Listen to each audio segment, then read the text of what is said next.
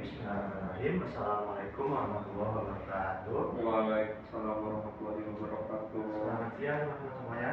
Selamat siang Pak. Alhamdulillah, pada hari ini kita masih bertemu kembali untuk membahas materi atau pembelajaran bahasa Indonesia. Baik teman-teman, gimana kabarnya hari ini?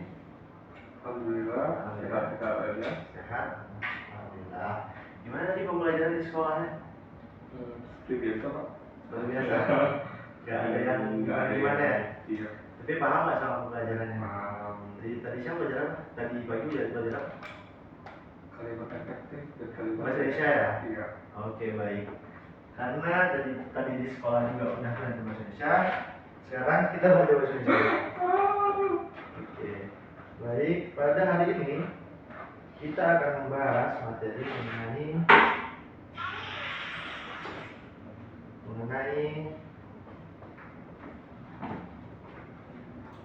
bahasa Indonesia.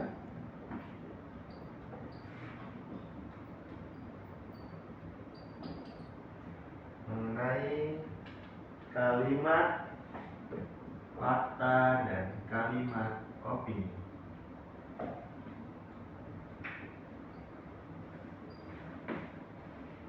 Kalimat opini.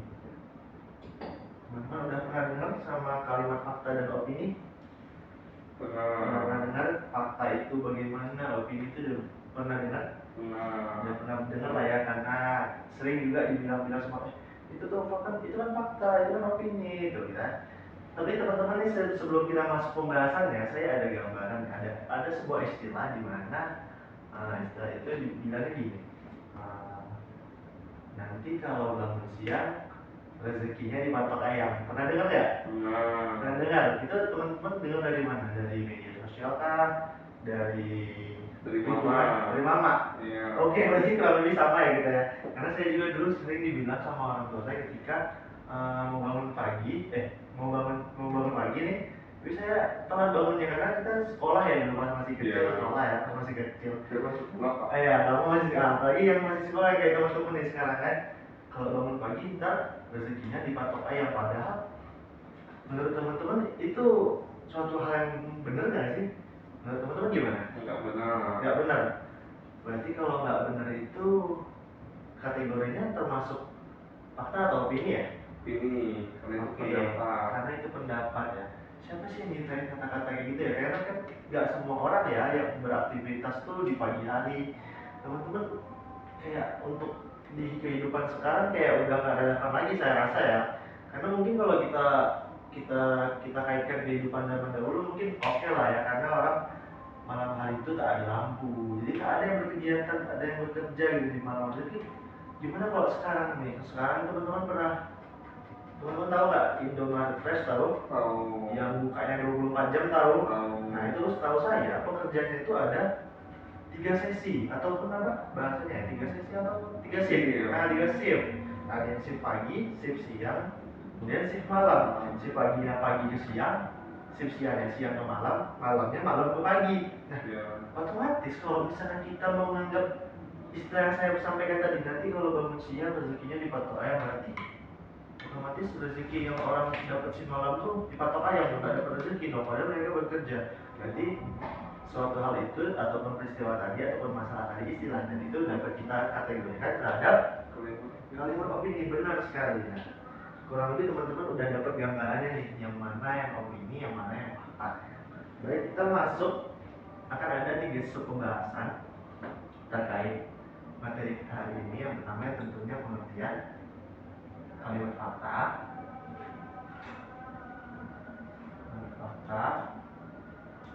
dan kalimat opini, dan kalimat opini. Nah nanti akan ada pembahasan juga mengenai ciri-ciri dari kalimat fakta dan opini.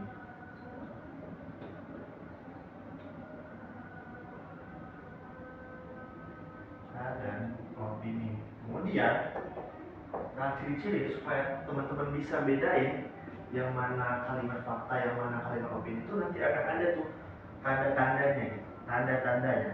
kurang lebih sama seperti ciri-ciri, tapi ini lebih spesifik lagi, tanda-tanda kalimat fakta dan opini. Kenapa tanda-tandanya nggak dibahas di ciri-cirinya? Karena kurang lebih sama nanti, cuma kalau tanda-tanda dia akan lebih spesifik. Misalnya nanti saja, nanti kita bahas, nanti kita akan bahas apa sih yang membedakan ciri-ciri dan tanda-tanda ini. Tapi kurang lebih kedua hal tersebut akan relevan. Baik, bisa dipahami? Bisa. Baik, yang pertama tentunya kita akan bahas dulu pengertiannya.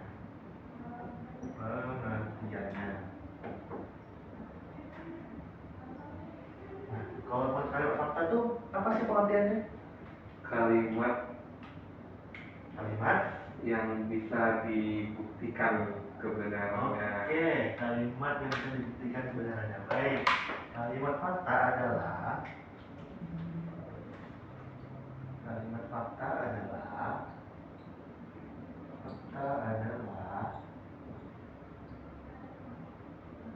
kalimat yang dapat dibuktikan kebenarannya, yang benar-benar terjadi ya, sama saja ya, benar-benar terjadi, benar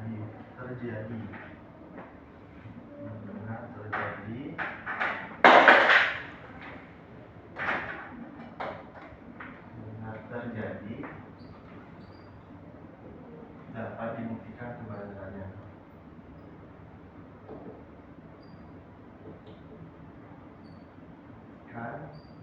Kebenarannya.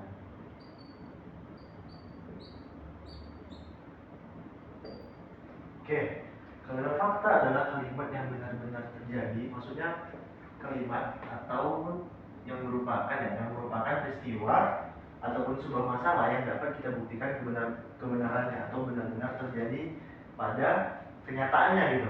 Nah, bagaimana dengan kalimat opini? Kalau kalimat fakta begitu, berarti kalimat opini kalimat yang tidak dapat dibuktikan. Oke, berarti berpikir sebaliknya ya. Kalimat opini tidak dapat dibuktikan kebenarannya. Berarti kalimat opini ya kurang lebih kebalikan dari kalimat fakta tadi. Ini adalah kalimat yang berisikan pendapat ataupun pemikiran, berisikan pendapat atau pemikiran seseorang, pemikiran suatu individu.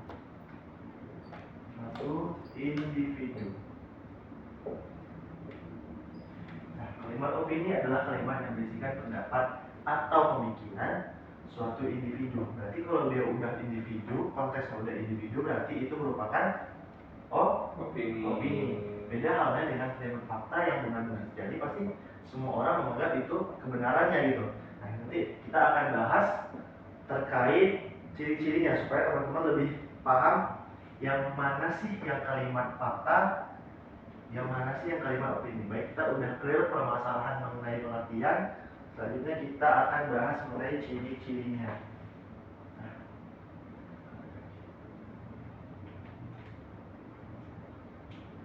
Kita habis ya warna merah. Baik, setelah pengertiannya, selanjutnya adalah ciri-ciri dari kalimat fakta dan kalimat opini. Nah, apa ciri-cirinya? Ciri-cirinya yang pertama, tentunya kalau kalimat fakta dulu ya. Kalimat fakta otomatis yang pertama itu adalah dapat dibuktikan kebenarannya. Seperti yang disampaikan tadi sama Dimas, dapat dibuktikan kebenarannya.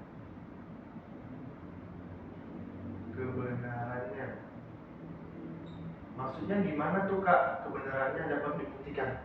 Misal begini, saya contohkan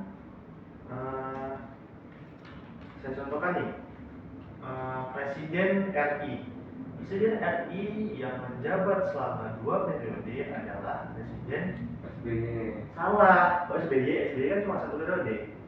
Siapa? Ini 2 periode Bapak. Salah. Presiden yang menjabat selama 2 periode adalah Presiden sebelum Prabowo siapa? Presiden kita. Jokowi. Nah, Presiden yang menjabat selama 2 periode itu adalah Presiden Insinyur Haji Joko Widodo. Nah, itu teman-teman masih bisa buktiin. Gimana cara membuktikannya? Bisa jadi kita lihat media sosial, internet, itu udah pasti kebenarannya karena secara fakta dapat kita buktikan dengan melihat internet, Google ataupun artikel dan lain sebagainya. Karena itu tidak ada kebohongan di sana. Jadi fakta itu jelas adanya gitu. Ada bukti tanggalnya kapan, berapa periodenya gitu ya. 1 periode berapa tahun? 5 tahun. Berarti dia selama 10 tahun. Nah, bisa jadi kalau misalnya bunyi kalimatnya begini, Jokowi menjadi Presiden RI selama 10 tahun. Benar nggak? Betul. Fakta ya? Nah, 10 tahun adalah 2 periode. Oke. Ciri-ciri selanjutnya, datanya akurat. Nah, datanya akurat.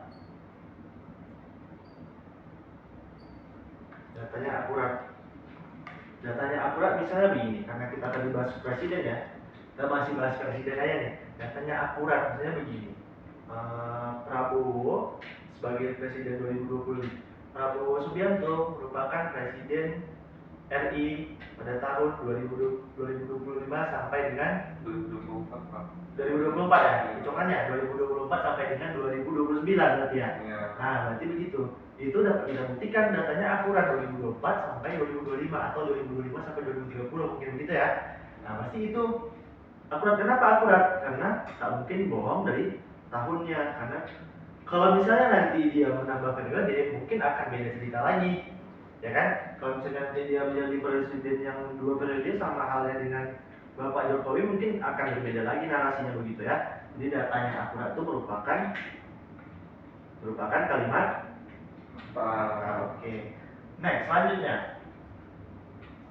Jadi selanjutnya adalah kalau kalimat fakta itu bersifat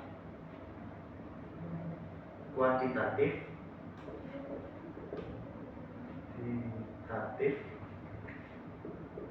dan kualitatif.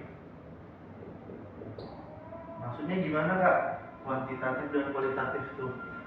Kuantitatif itu maksudnya di sini adalah misalnya nih ada seorang ilmuwan, dia mencoba eksperimen atau mencoba penelitian, dia mencari data-data tersebut untuk bersifat kuantitatif dengan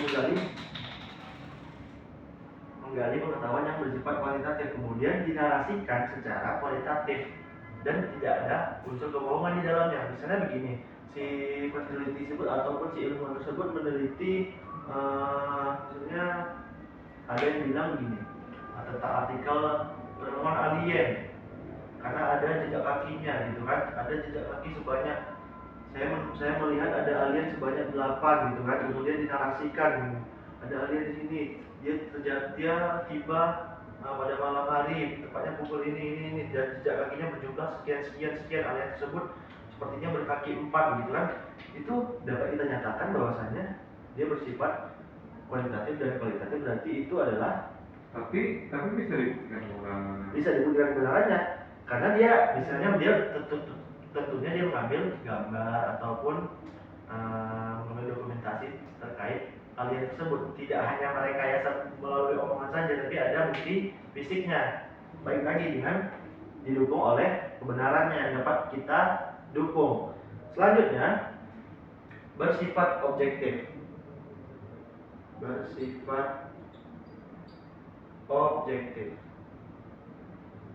Bagaimana bersifat objektif itu? Misalnya begini, kalau bersifat objektif tentunya semuanya setuju dengan apa yang satu narasi tersebut ataupun asumsi tersebut. Misalnya begini, saya bilang kucing adalah hewan yang berkaki 4, setuju? Setuju. Tidak ada bantahan? Ada. Kalau saya ganti narasinya, kucing adalah hewan yang paling malas.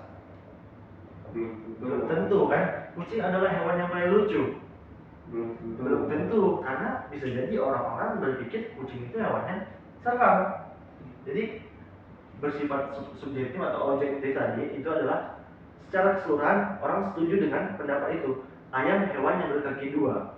Benar, ayam memiliki pelatuk. Munculnya adalah pelatuk, ya, patuknya. Nah itu orang setuju semua karena bersifat objektif. Jadi tidak ada yang bisa dibantah dari hal tersebut. Kalau misalnya orang bilang ayam itu adalah hewan yang paling berisik, tidak mungkin, karena masih ada, bisa jadi ada hewan-hewan yang lebih berisik dari ayam. Baik, selanjutnya yakni dapat menjawab pertanyaan Askadimega. Pernah dengar? Pernah dengar menjawab Askadimega? Dimega. Apa itu Askadimega? 5W1H. 5W1H sama. Apa lagi? Ada istilah lain di setahu saya. Apa?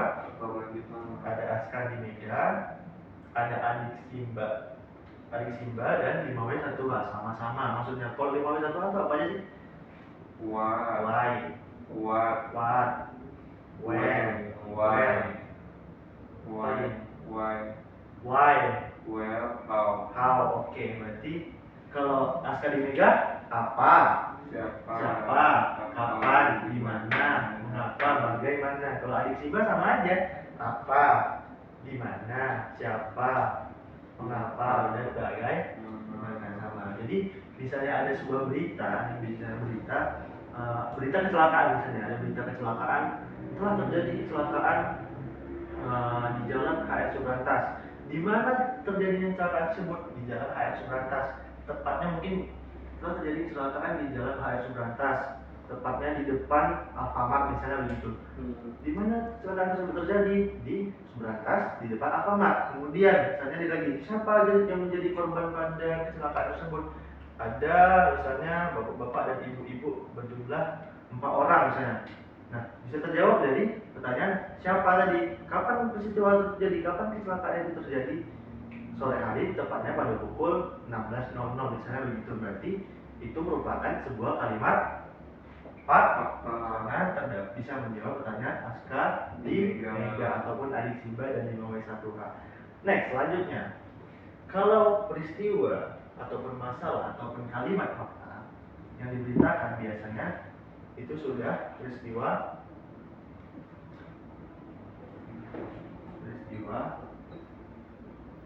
yang sedang terjadi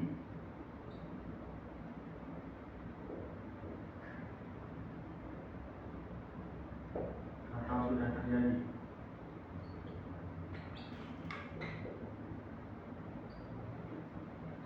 Maksudnya bagaimana Kak peristiwa yang sedang terjadi? Ya seperti kita ini sedang terjadi pembelajaran di ruang guru, tepatnya di ruang 202. Di situ pengajarnya adalah saya yaitu Yogi Saputra dan muridnya Dimas dan kawan-kawan. Fakta. Kemudian yang sudah terjadi, Dimas tadi pagi belajar apa? Bahasa Indonesia. Belajar materi apa tadi? Lupa. Intinya kalau kita beritakan misalnya ada sebuah narasi ataupun kalimat, Dimas tadi pagi belajar bahasa Indonesia dengan gurunya. Siapa teman gurunya?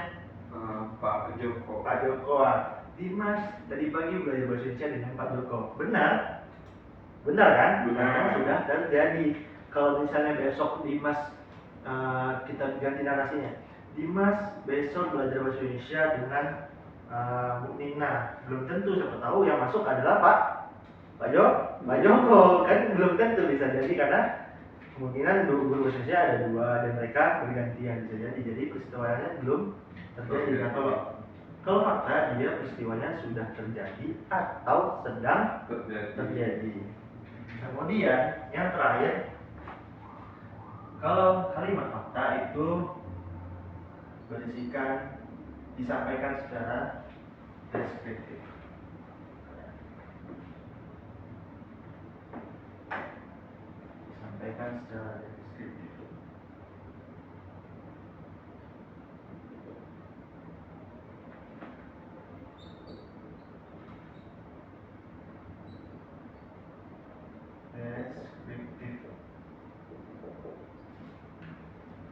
maksudnya bagaimana disampaikan secara deskriptif. Misalnya deskriptif itu teman-teman pernah melakukan membuat teks deskriptif?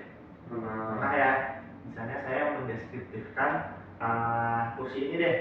Kursi ini merupakan kursi ruang guru di cabang Panang, tepatnya di ruang 202. Kursi ini berwarna hitam dan putih pada bagian mejanya. Kursi ini berkaki 4 dan ada ini apa sih namanya? Bahwa itu ada tempat untuk kita menaruh kaki ya. Itu kan sebuah deskriptif ya. Memaparkan atau menjabarkan, mendeskripsikan suatu hal ataupun suatu permasalahan atau suatu benda. Jadi ciri-ciri kalimat fakta kalau teman-teman nemuin dia menjabarkan suatu hal dan dia tentunya harus didukung dengan semua ini tadi, otomatis kalau misalnya menemukan soal ini merupakan fakta. Jadi kuncinya di sini teman-teman, bisa nggak ya kalau dia dapat dibuktikan kebenarannya, otomatis ini udah pasti dapat diasumsikan kalimat fakta. Kalau datanya akurat berarti dia fakta. Kalau dia bersifat kuantitatif atau kualitatif berarti fakta. Kalau dia objektif, tidak ada mendukung atau memihak ataupun bersifat subjektivitas, otomatis dia kalimat fakta. Dapat menjawab pertanyaan Aska di Mega ataupun Arik Simba, dia fakta. Kalau dia sudah terjadi atau sedang terjadi, misalnya ada liputan-liputan, misalnya kayak di berita-berita, teman-teman pernah lihat berita kan? Nah itu kan sedang terjadi, otomatis itu berita yang fakta. Kecuali berita-berita gosip ya, kita nggak tahu, namanya aja gosip ya. Otomatis kalau gosip-gosip itu kita masuk kategorikan kalimat yang opini, nanti kita akan bahas. Yang terakhir disampaikan secara deskriptif atau disampaikan dengan menjabarkan atau memaparkan. Baik, kalimat ciri-ciri kalimat fakta sudah. Selanjutnya kita masuk kepada ciri-ciri kalimat opini. Kita hapus ya.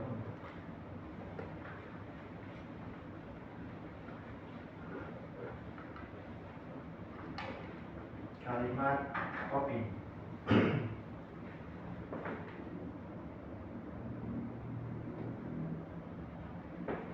Kalau tadi dapat dibuktikan kebenarannya, kalau opini mungkin saja benar,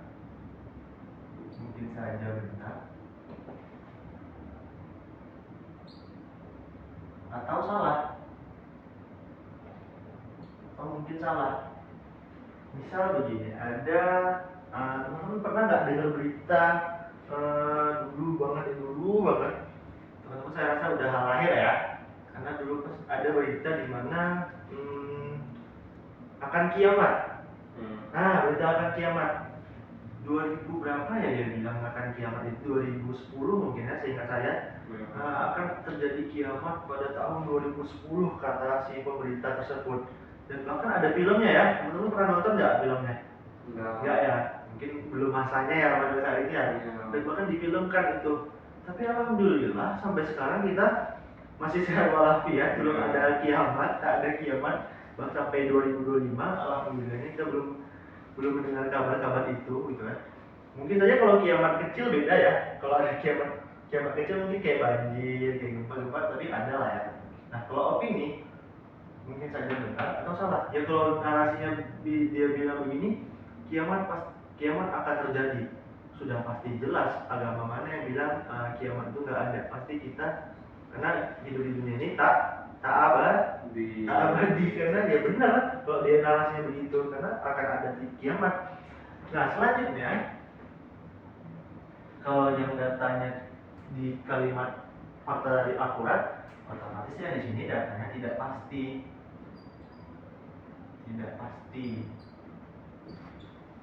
Misalnya berita kecelakaan di HS Subanta sangat tragis. Kenapa sangat tragis? Misalkan di HS Subanta, di jalan HS Subanta, tepatnya di depan Alfamart, misalnya tadi ya kita lihat aja narasinya, di depan Alfamart memakan korban 2 ekor ayam.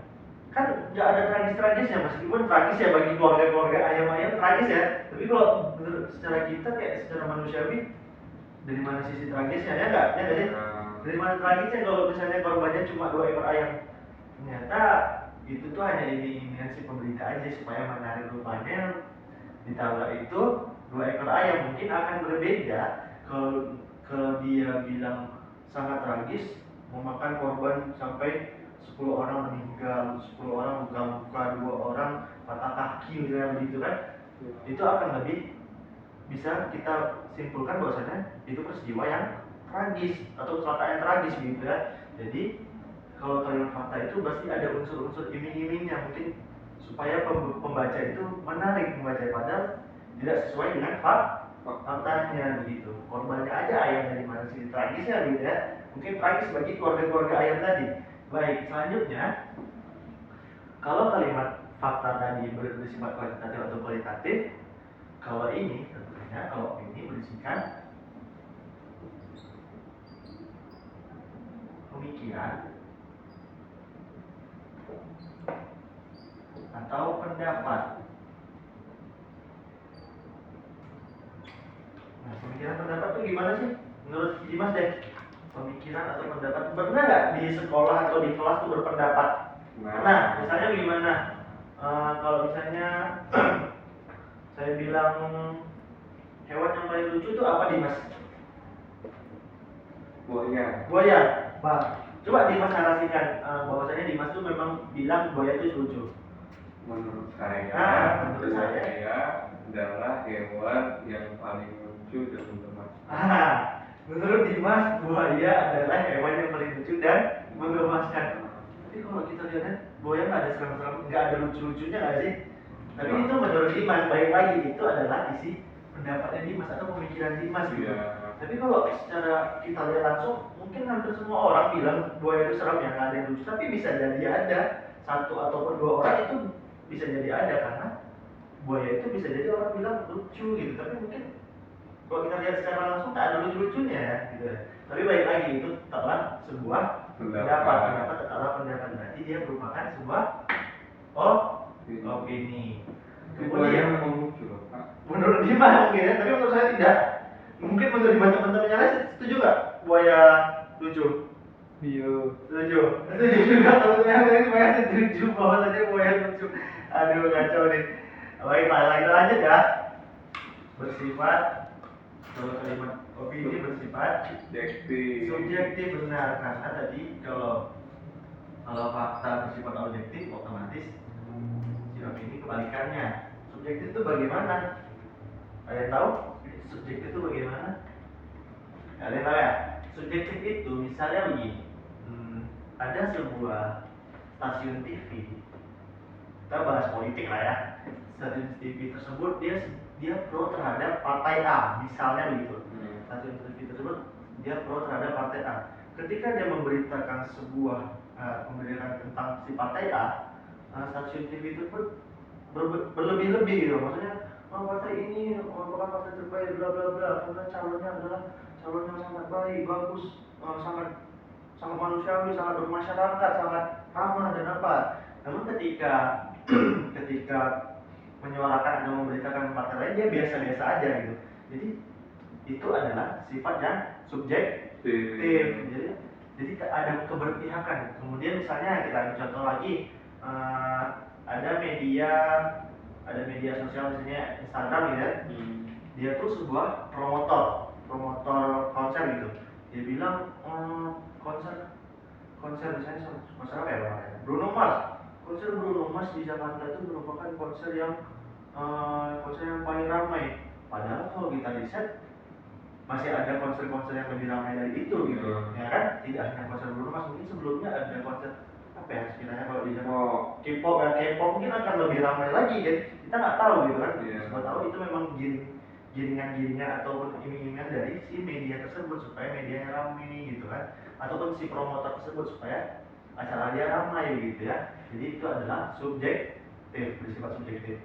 Nah, kalau yang fakta tadi, peristiwa yang sedang terjadi atau sudah terjadi, kalau opini dia belum pasti akan terjadi kejadian yang belum pasti terjadi.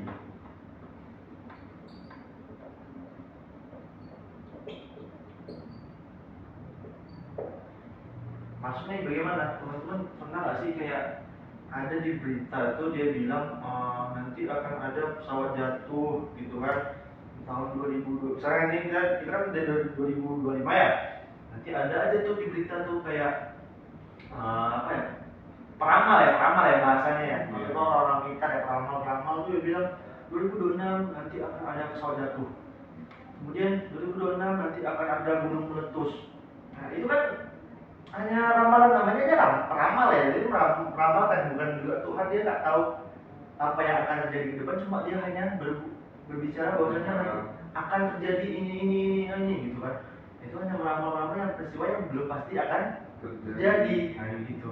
Jadi kecuali dia bilang begini, misalnya Dimas besok belajar apa? Matematika, terus sosiologi. Nah, Dimas besok pagi masuk sekolah akan belajar matematika dan sosiologi. Nah, betul. Faktanya gimana? Kita lihat ada jadwal Dimas kan? Dimas punya jadwalnya. Nah, ada jadwal tentang matematika dan sosiologi. Oke, pasti itu merupakan kalimat fakta karena udah tertulis sebelumnya. Jadi itu udah terjadi, sama halnya dengan kalimat fakta tadi.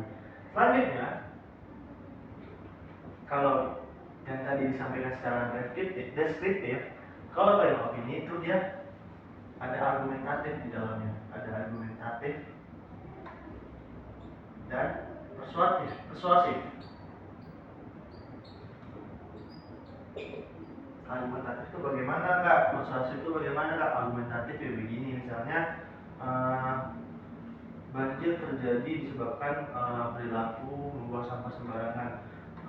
Karena perilaku membuang sampah sembarangan, sebaiknya pelaku ataupun oknum membuang sampah sembarangan kita kenakan sanksi. Itu kan argumentatif kan? Nah, jadi dikenakan sanksi itu adalah bersifat argumentatif supaya orang-orang tidak ada lagi yang membuang sampah sembarangan. Nah itu argumentatif. Bagaimana dengan persuasif? Persuasif itu apa? Mengajak, ajakan. Persuasif misalnya begini, kita flashback lagi ke tahun 2020, zaman COVID, zaman corona. Ada instansi kesehatan, enggak instansi kesehatan ya. Saya rasa seluruh Indonesia mengajak kita untuk melakukan vaksinasi. Nah, bahkan vaksinasinya harus dilakukan sebanyak 2 kali.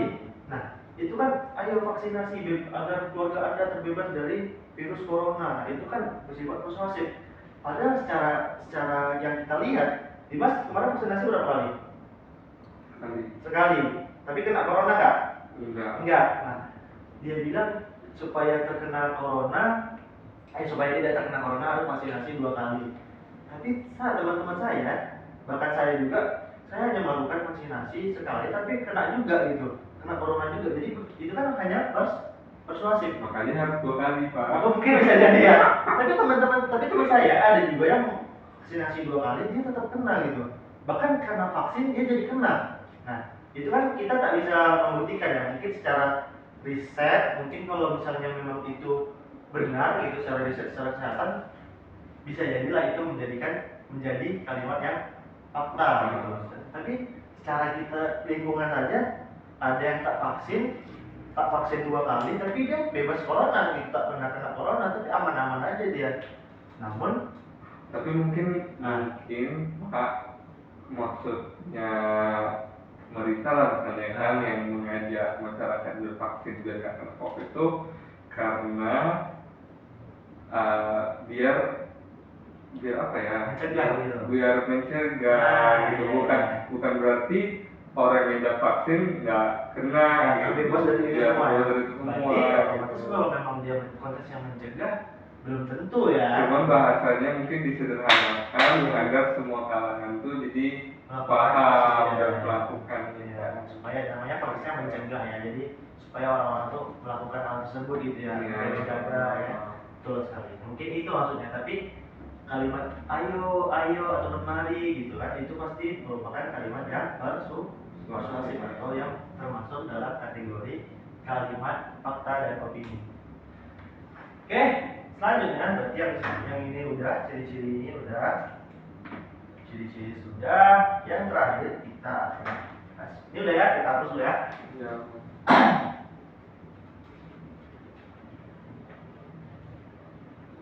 Tanda-tanda. Kurang lebih sama dengan ciri-ciri tadi, tapi hal ini akan lebih spesifik. Kalau misalnya teman-teman menemukan menemukan tanda-tanda ini, otomatis dia merupakan kalimat yang fakta. Misalnya pada kalimat tersebut ada tanggalnya. Tanggal tahu nggak tanggal? Tanggal tahu ya, tanggal. Kita tanggal biasanya sampai tanggal berapa? 31. Oke, dari 1 sampai 31 ya. Nah, kalau dia bilang menyatakan tanggal di situ, otomatis kita dapat berpikir bahwasanya itu adalah kalimat yang fakta. Ini ada nggak ada yang 32? Kalau 32 itu udah pasti bohong ya. Tapi di opini bisa aja ada tanggal Pak. Iya, tapi kan harus didukung oleh ciri-ciri yang tadi. Kita bisa lihat lagi. Ini sebagai acuannya aja, sebagai tanda-tandanya aja kalau misalnya ini merupakan kalimat fakta atau bukan gitu ya. Kemudian ada tempatnya. Tempat ini kalau biasanya berita tadi TKP. Tahu TKP? Apa TKP? Tempat kejadian perkara. Jadi misalnya terjadi kebakaran mana ya? Suka jadi kemana-mana ya. Nah itu kan kebakaran di Pasaraya suka jadi begitu ya. Itu benar adanya itu. Kemudian selanjutnya adalah data. Data ini kan banyak nih. Tahu data? Tahu. Nah data itu bisa berupa persentase, dokumen ataupun angka-angka ya. Kemudian angka. Nah, seperti itu namanya data. Kalau misalnya korban tadi 10 orang meninggal, 5 orang luka-luka, 2 orang patah kaki, berarti dia kalimat yang fakta. Nah, selanjutnya ada tahun. Sama halnya tahun, waktu, bulan, hari ya. Nah, kalau teman-teman nemuin ini, bisa jadi kita anggap itu adalah kalimat yang fakta karena terdapat tanggal, tempat, data, presentasi, angka, tahun, waktu, bulan, dan hari. Hari apa terjadinya itu terjawab. Hari Kamis misalnya hari apa kita melaksanakan pembelajaran bahasa Indonesia hari Rabu. Hari apa hari ini? Hari Jumat. Tanggal berapa? Tanggal 2, tanggal 3. Tanggal 2. Mei. 2 Mei. Berarti benar ya. Ada bulan, ada hari, ada waktu, ada tahun 2025. Jadi itu merupakan kalimat yang fakta. Bagaimana dengan opini? Nah, opini ini biasanya sebetulnya didukung sama kata-kata. Misalnya ada kata jika. Nah, kalau teman-teman di awal kalimat aja udah ada kata jika, otomatis kita bisa identifikasi nih bahwasanya ini adalah kalimat yang opini. Kemudian ada kata kemungkinan. Nah, kemungkinan ini adalah bersifat keraguan-keraguan ya. Jadi datanya pasti tidak pasti di situ. Berdasarkan ciri-ciri tadi. Kemudian ada kata sepertinya. Apa lagi? Tadi Dimas ada bilang yang menurut.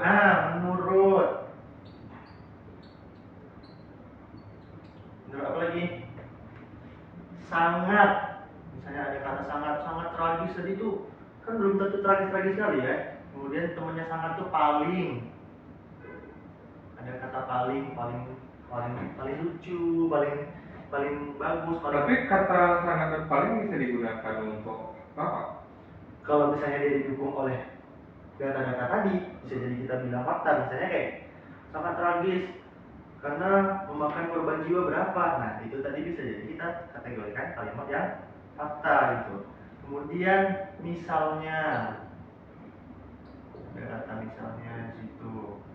Lagi misalnya sebaiknya, karena bisa jadi kalimat opini itu adalah saran, bisa jadi saran juga gitu. Sebaiknya. Nah, kurang lebih seperti ini merupakan kalau teman-teman jumpa kalimat seperti ini, kata seperti ini adalah ada sepertinya, jika, kemungkinan, menurut, sangat, paling, misalnya, sebaiknya, dan lain-lain sebagainya. Nah, mungkin sampai situ saja pembahasan kita terkait kalimat fakta dan opini. Ini sudah ya. Teman-teman ada yang ingin ditanyakan nggak terkait materi pertemuan kita hari ini? Nggak ada, berarti aman ya? Aman. Jadi saya rasa paham. Ada Pak, yang soal ya ini kenapa tanda-tanda ini nggak masuk ke ciri-cirinya langsung? ciri tanda tangan ini adalah bagian dari ciri-ciri. Kenapa nggak langsung kayak di kan pasti ada kayak bagiannya gitu kayak itu supaya teman-teman lebih memahami. Misalnya kan kita untuk mengerjakan soal nih, jadi teman-teman misalnya menemukan kata ini otomatis udah nggak usah mikir lagi gitu, nggak usah mikir panjang lagi kalau ada kata ini, oh berarti kata lagi berarti ini bisa jadi fakta nih. Tapi tentu aja membaca tidak membaca juga ya kalimat selanjutnya harus didukung oleh kalimat selanjutnya dan susunannya ya. Jadi jangan semata-mata ada bulan otomatis fakta gitu, biar teman-teman lebih mudah memahaminya saja. Baik, paham? Oke, karena tidak ada yang ditanyakan, tidak ada. Oke, karena ada yang ditanyakan, saya mau tanya. Jadi coba Dimas sebutkan pengertian kalimat fakta dan cirinya satu aja. Menurut kalimat fakta tadi kalimat yang benar-benar jadi. Kemudian satu cirinya. Cirinya dapat dibuktikan kebenarannya. Oke, berarti kalimat fakta adalah kalimat yang benar-benar terjadi dan kebenarannya dapat kita buktikan dengan data yang akurat dan didukung oleh ciri-ciri yang lain. Bagaimana dengan opini? Opini tadi kalimatnya merupakan isi pemikiran ataupun pendapat ataupun saran dari diri sendiri. Individu bersifat individu, tidak halayak ya. Oke, baik, saya rasa cukup. Sudah cukup, Dimas? Sudah. Oke, baik, saya rasa cukup. Kita akhiri pertemuan kita hari ini. Saya mohon maaf jika saya terdapat kesalahan ataupun perbuatan. Saya ini wassalamualaikum warahmatullahi wabarakatuh. Waalaikumsalam warahmatullahi wabarakatuh. Teman-teman jangan lupa isi presensinya di aplikasi ya. Oke, baik. Good job.